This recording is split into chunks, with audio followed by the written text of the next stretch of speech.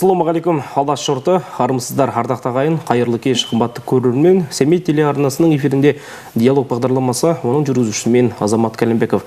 Қымбатты көрермен, әр бейсенбі сайын қалың көрерменге диалог бағдарламасының жол тартатын өздеріңіз білесіздер. Әр диалог хабарында қоғамдағы өзекті мәселелер мен қоғамдағы басты тақырыптар көтеріледі. Енді бүгінгі күнгі көтергелі отырған басты тақырыбымызда ауқымды 5-ші дүниежүзілік көшпенділер ойыны. Қымбатты көрермен, естеріңізге сала кетейік, қыркүйек айының 8 мен 10 7 күнге созылған дүниежүзілік көшпенділер ойынының ұлттық спорт түрлерінен әлемдегі ең ірі жарыс болып табылады. Шамамен болжам бойынша Астана қаласында осы бір 7 күнге созылатын жарыстарға 100-ден астам елден 3000-ға жуық қатысушы келеді деген жоспарда бар. Қымбатты көрермен, яғни көшпенділер ойынының басталуына санаулы күндер ғана қалды. Қысқаша тоқталатын болсақ, 5-ші дүниежүзілік көшпенділер ойындары биылғы жылы ұлы дала дүбірі ұранымен өтеді. Яғни алғаш рет өткелі тұр біздің елімізде. Көшпенділер ойындары этникалық спорт түрлерінен өткізілетін халықаралық спорт жарыстары. Жарыстар Орталық Азияның тарихи көшпелі халықтарының ұлттық ойындарына негізделген. Дүниежүзілік көшпенділер ойындары адамзат өркениетінің мұрасы ретінде этноспорттық және этномәдени қозғалысты дамытуға бағытталған. Осы бір 5-ші дүниежүзілік көшпенділер ойынына Абай облысы да қатысып бақ сынайтын болады. Қымбатты көрермен, осы тақырып төңірегінде жалпы дайындық барысы қалай жүргізіліп жатыр, осы сауалдарға жауап іздейтін боламыз. Студиямызға жайғасқан құрметті меймандарымызбен таныс болыңыздар. Алдымен Болат Ақжігітов, Абай облысының ұлттық және ат спорты түрлері бойынша спорт клубының директоры, және де Думан Қыздарбеков, Абай облысының жастар арасында қазақ күресінен аға жаттықтырушысы және қазақ күресінен әлем, Азия, Европа чемпионы. Сондай-ақ Дидар Тоқышев, Қазақстан Республикасы ұлттық құрамасының мүшесі, қазақ күресінен спорт шебері және қазақ күресінен осы көшпенділер ойынында бақ сынайтын спортшымыздың бірі. Қымбатты көрермен, қош келдіңіздер студиямызға. Өздеріңіз көргенімізге қуаныштымыз. Енді алғашқы сауал, Болат мырза, өзіңізден бастағанды жөн көріп отырмыз. 5-ші дүниежүзілік көшпенділер ойынына санаулы ғана күндер қалды. Абай облысының жалпы дайындығы туралы толығырақ тоқталып өтсек, және жалпы көшпенділер ойыны туралы ақпарат берсеңіз. Ассалаумағалейкум, қайырлы күн.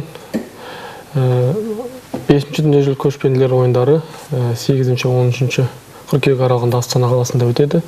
Абай облысында дайындық жұмыстары былтыр қыркүйек айында басталып кеткен. Содан бүгінгі күнге өз жұмысын жалғасын тауып жатыр.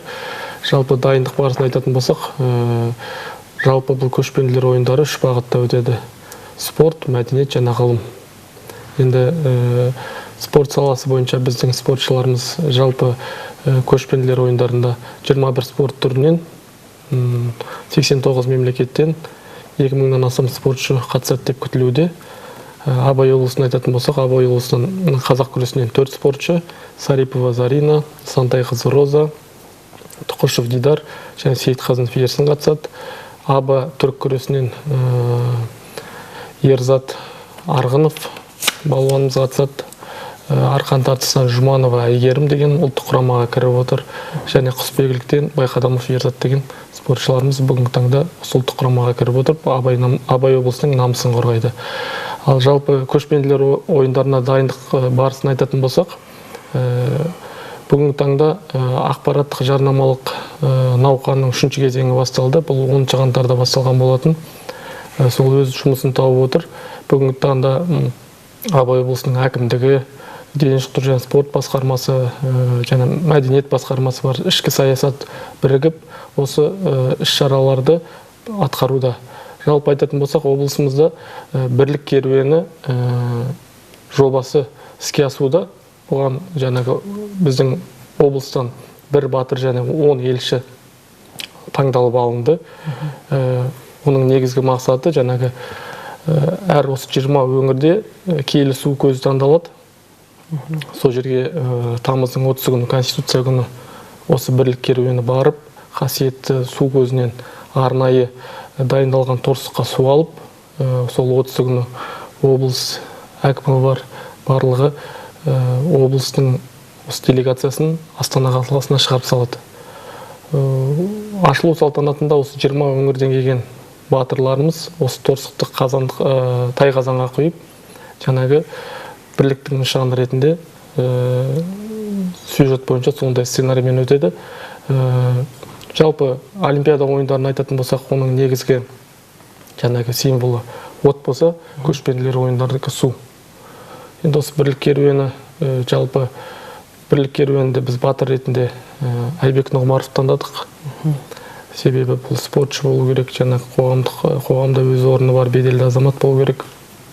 Айбекті таңдап отырмыз. Айбек өздеріңіз білетіндей қазақ күресінен осы Қазақстан Республикасына еңбек сіңірген спорт шебері. Бұндай Қазақстанда 4 азамат бар. Әлем, жаңағы Қазақстан барысы, Евразия барысы, әлем барысының жеңімпазы, әлемнің 4 дүркін жеңімпазы.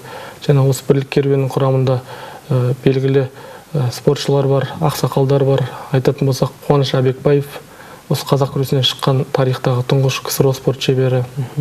Мұхит Тұрсынов бар, Қазақстан барысының жеңімпазы, жаңағы халықаралық дәрежедегі спорт шебері.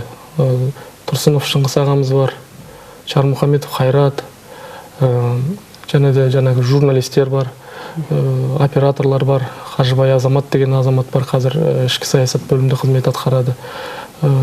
Осы бірлік керуенмен бүгінгі таңда үлкен жұмыстар атқарылып жатыр. Тағы да жалпы барысы осындай. Қазір барлық кеше ғана Астанадан келдік, жиыннан. Сол жерде жаңағы осы делегацияға барлықтарына бірдей үлгіде киімдер дайындалды, соны алып келдік. Арнайы торсық берілді, су алатын оқжау деген сияқты. Сондай жұмыстар атқарылып жатыр. Тамаша. Енді бұл жаңа мәдени шараларына да қатысуға көзделіп отырған спорттық жарыстардан бөлек. Бұл жаңа дайындық барыстары басталды ма негізі бұл мәдени шараларға да? Мәдени шаралар, мәдени шаралар айтатын болсақ, бүгінгі таңда мәдениет басқармасының қазір 200-ге жуық делегация Астана қаласына, Қазанат ипподромына аттанады. Жалпы айтқанда, ол жерде айтыскер ақындар бар, би ұжымдары бар, әншілер бар. Әрбір облыс сол жерде бірдей үлгіде 20 облыс 60 қазақ үй тігеді. Жаңағы 3 қазақ үй бірдей стильде, ортасында 12 қанаттық, жанында 8 қанаттық. Ол жерде киіз үйдің ішінде әр киіз үйдің өзінің тақырыптары бар. Жергілікті жердің ерекшеліктері деген сияқты ақын жазушылар, спорт. Сол 3 салада қазір мәдениет басқармасы жұмыс жасап жатыр. Және де бұдан басқа жаңағы киелі су көздедік. Қасқабұлақ жерінде жаңағы сол жерден киелі су көзі саңдалды. Сол жерде театрализованный үлгіде жаңағы үлкен мәдени шара өтеді. Ол жерде жаңағы әкімдіктің қолдауымен Абай облысы бар, Абай ауданы бар, жаңағы мәдениет басқармасы бар, ішкі саясат, дене шынықтыру және спорт басқармасы бар. Үлкен шара өтейін деп тұр. Жаңағы ол жерде тек қана мәдени емес, спортшы, мысалы айтатын болсақ, жаңағы әншілер, бишілер, салт дәстүр бойынша көріністер көрсетіледі. Одан да басқа ұлттық спорт түрлеріміз бойынша жаңағы аударыспақ, қазақ күресі, садақ ату, асық сияқты спорт түрлерінен көріністер көрсетіледі. Жақсы. Енді тағы бір сауал қойып өтейін. Негізінен қанша спорт түрінен көшпенділер ойындары өтетін болады? Қанша спорт түрінен? 21 спорт түрінен. 21 спорт түрінен, осының 21-нің біздің облыстан қанша қатысқалы отыр? Қанша спорт түріне? Қазақ күресі, құсбегілік, арқан тартыс, аба күресі, түрік күресі. Осы жақсы спорт түрлері.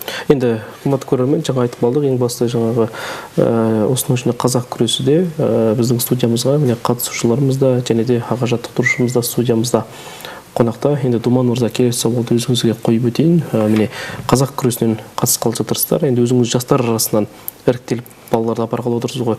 Сіз де тоқтала кетсеңіз дайындық барысына. Енді дайындық барысы Қазақстан біріншілігінен кейін ұлттық құрама 5 оқу жаттығу жиынын өткізді.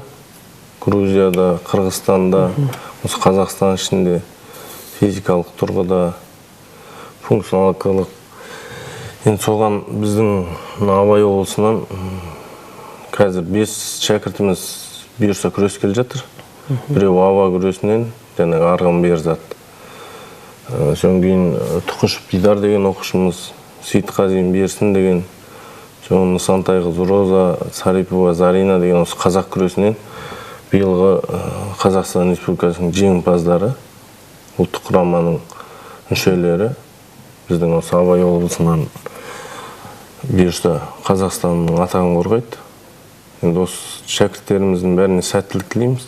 Осы оқушыларымызды өзіміз Абай облысынан дайындықпен осы Қазақстан біріншілігіне алып барамыз. Жалпы қалай іріктелді негізі спортшылар? Бізде чемпионат Қазақстан өтеді, Қазақстан біріншілігі. Сода бірінші орын алған палуандар осыраға қатысады. Және көшпенділер ойынына. Содан іріктеліп шыққан шәкірттеріміздің бәрі Қазақстанның бірінші номерлары, ересектер арасында. Ал аба күресінен Ерзат деген шәкіртіміз, оларда прикидка болды. Соны жеңіп, бұйырса аба күресінен күреседі. Жалпы жаңағы іріктелу бойынша енді осы қатысатын спортшылар қандай салмақ дәрежесінде қатысатын болады? Енді Тұқышев Дидар деген шәкіртіміз міне 66 килограмм салмақта қазақ күресінен Қазақстанның атағын қорғайды. Сейітқазин Берсін деген шәкіртіміз 82 килограммда. Сарипова Зарина деген шәкіртіміз ол 63 килограммда. 65. Кім Нысантай қызы Роза 70 килограммда. Негізі бізде қазақ күресінен жаңағы облыс бойынша жетістікке жетіп жүрген жеңімпаз спортшыларымыз өте көп қой. Белгілі бір шектеулер қойды ма? Бір осынша адам ғана облыстан қатысу керек деген сияқты. Қазақстан біріншілігіне каждый облыстан спортшы қатысады. 20 облыстан 3-тен келеді, соларда іріктеледі. Содан бірінші номерларын биыл әлем чемпионаты болады Индия мемлекетінде. Соған бұйырса 4 шәкіртіміз күреседі деп отырмыз, аманшылық болса. Ал көшпенділерге де осы 4-те күреседі. Жақсы. Енді сіз үшін несімен ерекше болмақ? Қазақ күресінен тағы бір белгілі бір ерекшеліктер және бір талаптар қойылып отыр ма? Негізінен көшпенділердікі бір ерекше өтетін шығар, қалай ойлайсыз? Көшпенділерде бүкіл 21 спорт түрінен өтеді. Оларға бәрі мықтыларына келеді. Бұл командный жарыс. Командный жарыста есеп каждый спортшының жеңгені Қазақстанның ұпайына қосылады. Сол үшін Қазақстаннан ең мықты деген осы Қазақстанымыздың туын көтеретін мықты спортшыларды қатыстырады бұларға. Сонымен ерекшелігі бар. Жақсы. Енді бұйырса Дидар мырза өзіңізге сәттілік тілей отырып, сауал қойғанды жөн көріп отырмын.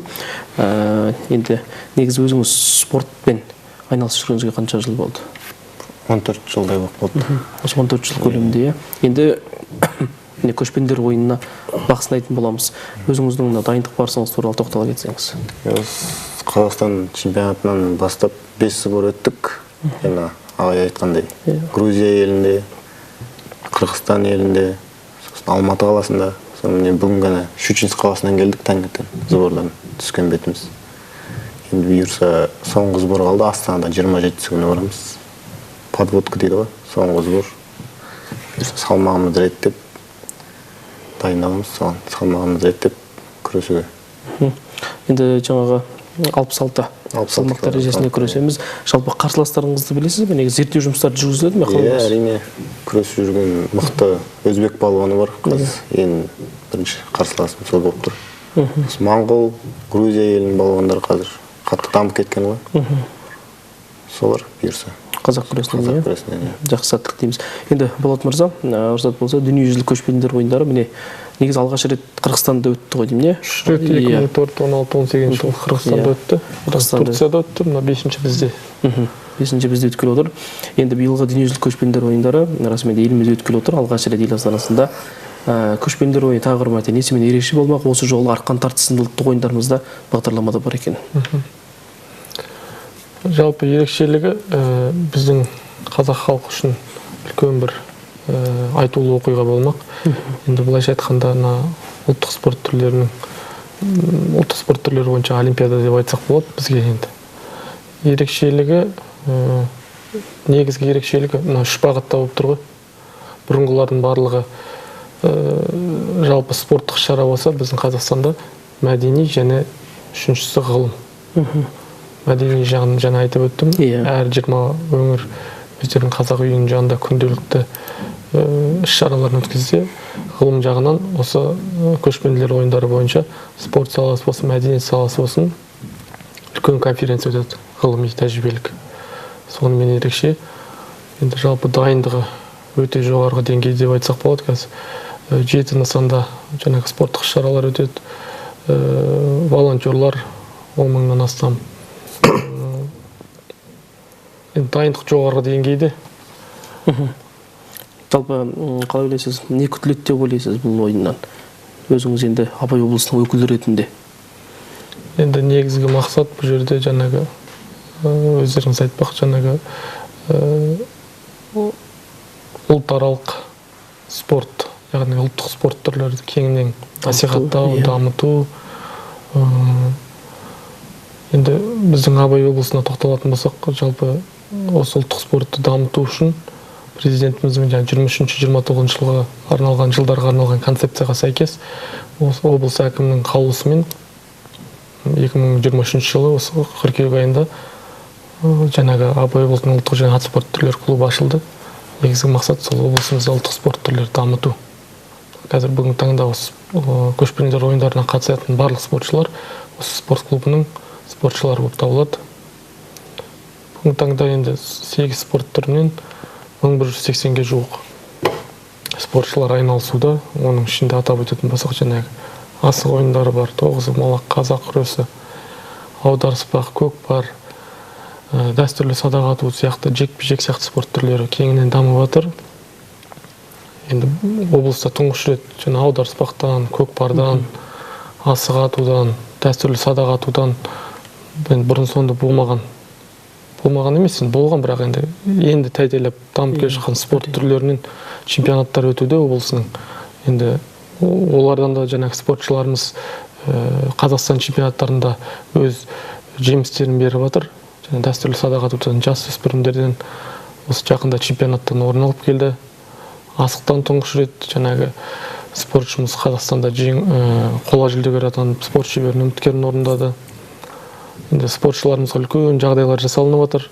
Тек қана Қазақстанда емес, осы шетелдік жарыстарға шығуға мүмкіндіктер ашылып отыр. Бұл жерде жаңағы Абай облысының дене шынықтыру және спорт басқармасы үлкен жұмыстар атқаруда. Осындай спортшылардың жарыстарына шығуына, оқу-жаттығу жиындарына баруына, оларға стипендия төлеуге үлкен жағдайлар жасалуда. Енді осындай жағдайлардың арқасында біздің облыстан мықты спортшылар шығады деген үміттемін. Яғни спортшыларға қолдау көрсетіліп отыр, иә? Қолдау жоғары. Алдына көшпенділер ойынына қатысатын спортшыларға қандай қолдаулар көрсетілді? Көшпенділер ойындарына қатысатын спортшыларға оқу-жаттығу жиындарына баруға барлық жағдайлар жасалып отыр. Мысалы, шетелге шықса да, қай жаққа барса да, жол шығындары бар, тамақтану деген сияқты стипендиялар бар, ұлттық құрамаға кірген спортшылар. Сондай жағдайлар жасалынып отыр. Ал арғатай о жақта жатып тұру, киім, экипировканы оны ұлттық дирекция береді. Себебі олар ұлттық құрамаға кіріп отыр ғой. Жалпы Қазақстанға дайындық бойынша бір жаққа жиындарға бару керек болса, сборларға бару керек болса, осы спорт басқармасы үлкен қолдау білдіруде. Міне жақында ғана қазақ күресінің бөлімінің спортшылары оқу-жаттығу жиынынан келді. Тамаша. Енді Дидар мырза, тағы да тоқтала кетейік. Рұқсат болса, көшпенділер ойынына дайындық әлі де жалғасын таба ма? Әлі 20 күн бар, Алла қаласа. Әлі де дайындық барыстар жүргізіледі ме? Бүгін демалып, ертеңнен бастап жаттығуға қайтадан кірісеміз ғой. Бір уақыт тренировка. Сосын 27-сінен бастап қайтадан сборға кіреміз Астана қаласында. Жекпе-жек немеде болады, спорт кешенінде. Онда 2 уақыт қайтадан 8-іне дейін тренировканы жасаймыз. Дайындаламыз. Енді біздің Болат мырза, Абай облысының спортшылары, қатысушылар, жалпы көшпенділер ойында қатысатын Абай облысындағы делегация қашан жол тартады Астанаға қарай? Белгілі бір бағдарламалар қай күн өткізіледі, бір жоспарлар бар ма? Бар. 5 қыркүйек күні осы бірлік келуіндегі барлық елшілер батырмен қоса 5 күні Астанада болу керек. Сол күннен бастап уже дайындық жұмыстары басталады, репетиция. 7 күні жаңағы Қазанат ипподромында уже ашылу салтанаты өтеді. бірімен үш аралығында уже жаңағы Қазанат ипподромындағы барлық қазақ үйлер уже дайын тұрады. Одан да басқа бізден жаңағы спортшылар бар, бірлік керуендегі елшілер бар, 30 делегациядан бар, жаңағы басқармалардан, мамандар, олардың барлығы 5 күн Астана қаласында болу керек. 5-нен бастап барлық дайындық жұмыстары түбегейлі басталу керек. Енді көшпенділер ойыны еліміздің астанасында өткелі отырғаннан кейін түкпір-түкпірден жиналатын көрермендерімізде Астанада, елордада бас қосуы мүмкін. Сондықтан Абай облысының тұрғындары үшін өзіңіз бір ақпарат кеңес бере аласыз ба? Көрермен ретінде тұрғындарымыз қалай бара алады? Бір белгілі жаңағы бір негізгі бағдарламалар туралы айтып өтсеңіз. Жаңағы маңызды шығар негізінде. Иә, дұрыс айтасыз. Жаңағы белгілі нысандарда ең бастысы жаңағы ат спорты түрлері бойынша өтетін барлық жарыстар Қазанат ипподромында өтеді.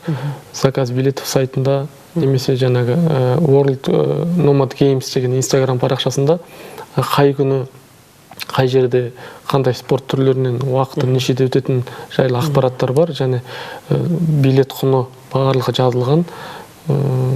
Күрес түрлері жекпе-жек сарайында өтеді деген сияқты өзі сол World Nomad Games деген Instagram парақшасына кірсе, барлық ақпараттар көрінген, билеттің құны барлығы тұр.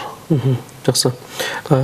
Енді тағы да бір тоқтала кететін жайт, көшпенділер ойыны елімізде өткелі тұрғаннан кейін біз үшін тағы қандай бір пайдасы туралы айта кетсеңіз, және біздің туристік дамуымызға, экономикамызға бір әсерін тигізеді ме? Қалай ойлайсыз? Әрине, туризм жағын айтатын болсақ, бұнда жаңағы 89 мемлекеттен 2000-нан астам спортшы келсе, бұдан да басқа келетін туристер өте көп. Себебі қазір тек қана спортшылар мәдениет емес, волонтерлар, 1000-нан астам волонтерлар дайындалып отыр. Себебі шетелден туристер өте көп келеді. Шетелден келген туристер сәйкесінше экономикаға да үлкен әсер етеді. Бұдан да басқа жаңағы Қазанат ипподромында әр өңірдің қазақ үйлері тұрған кезде, сол жерде әр өңірдің өзінің ерекшелігін көрсетеді. Сол жерде яғни келген туристер бүкіл Қазақстанның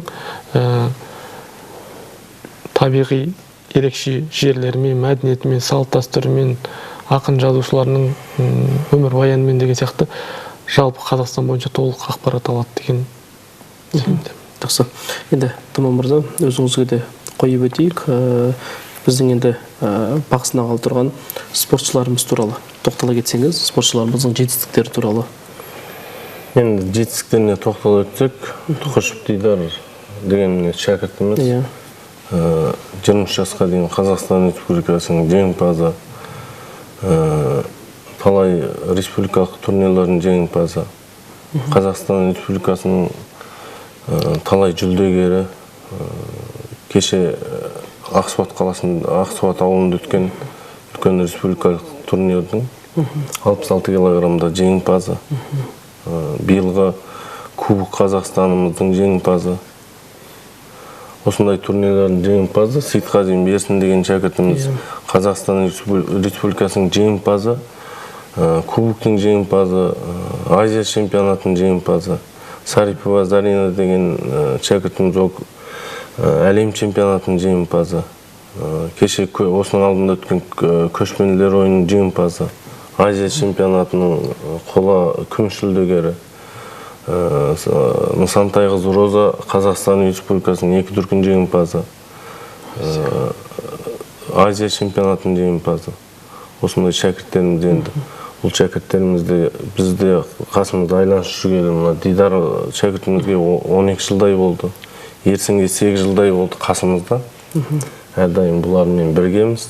Жаттығуда да кіммен қалай күресетін тактикасын, функционалкасын полностью өзіміз қарап қоямыз. Кіммен қалай күресу керек екенін. Қазір енді бұйырса 27-сінен бастап бізде сол жаққа барамыз. Бірге сырттан келетін палуандарды зерттейміз, қалай күресу керек екенін. Олар да бірге келсе сыртынан бақылап, алдындағы видеоларын көріп, қазір солай жұмыс істейміз енді аманшылық болса. Ал енді Абай облысында қазақ күресі өте қарқынды дамып жатыр қазір. Ұлттық спортымыз ашылды міне. Ол жерден үлкен жаңағы айтып өтті ғой, жарыстарға оқу жаттығу жиынына бүкіл мына өкімет тарапынан, управление тарапынан қазір ештеңке шектеу жоқ. Бәрі бүкіл жерге барамыз, сборға, жарысқа. Абай облысы болып бөлек шыққаннан бері өте қарқын жұмыс істеп жатырмыз. Жастарымыз шығып жатыр. Кеше әлем чемпионатынан қола күміс жүлдегер алдық. Биыл Қазақстан Республикасының жас өспірімдеріміз 6 медаль алды Қазақстанда. 2 чемпион, қалған 2-3 орын. Жастар арасында биылғы чемпионат Қазақстанда 11 медаль алдық. 7 финалист. Оның жаңағы 5-еуі 2-ші орын алды, 2-еуі чемпион болды. 20 жас Қазақстан чемпионаты өтті. Ода 12 медаль алдық. Оның тағы 7 финалист, 2-ші орын, 1-ші орын, қалған 3-ші орын. Қазақстан Республикасының чемпионатында 3 оқушымыз чемпион, 2 оқушымыз шалды. Сонда үлкен жетістіктер болып жатыр қазір. Ауылдан да бізге ауылдан шығады ғой бәрі. Ауылдан да іріктеудің бәрін жастар, жас өспірімдерді көбінесе ауыл жақтан қараймыз. Қазақ күресі енді отаны ауыл ғой. Ауылдан шыққан палуандар. Дидар шәкіртіміз Көкбек тауынікі. Сол жақтан шыққан. Ерсін деген шәкіртіміз қазір Мақаншы ауданы Алакөл ауылынан. Сарипова, Зарина, осы семейден Роза екеуі. Сондай мықты палуандарымыз бар. Тамаша. Сәттілік дейміз, жаңа жетістіктерімізді құттықтаймыз. Енді Болат мырза, бағдарламамызды қорытындылай келе, өзіңіз басшылық етіп отырған ұлттық және ат спорты бойынша спорт клубының жалпы алдында тұрған міндеттеріне қысқаша тоқталып қорытындыласақ. Және сәттілік тілеп қойсаңыз қатысушыларымызға. Жақсы, енді жаңа жоғарыда атап өткендей, ұлттық спорт мекемеміздің негізгі мақсаты осы облысымызда ұлттық спорт түрлерін дамыту, насихаттау, сондай бағытта ашылып отыр. Жетістіктері жаман емес. Енді тағы бүгінгі таңда жан бату мен теңгелуді қолға алсақ, барлық спорт түрлерін қамтыдық деп ойлаймыз, қамтимыз деп. Енді жалпы Абай облысынан қатысатын спортшыларға, Қазақстан ұлттық құрама командасының барлық спортшыларына осы алдағы 5-ші дүниежүзілік көшпенділер ойындарына сәттілік тілеймін. Жалпы командалық есепте Қазақстан құрама командасы 1-ші орын алса деген тілегіміз бар. Соған тілекшіміз, соған барлық жағдайлар жасалынып отыр. Жалпы осы барлық спортшыларға сәттілік тілейміз. Осы біздің елде өткен отырған көшпенділер ойындары жоғарғы деңгейде өтсін. Жақсы, көптен көп рахмет. Тағы бір мәрте уақыт бөліп келгендеріңізге алғысымызды білдіреміз.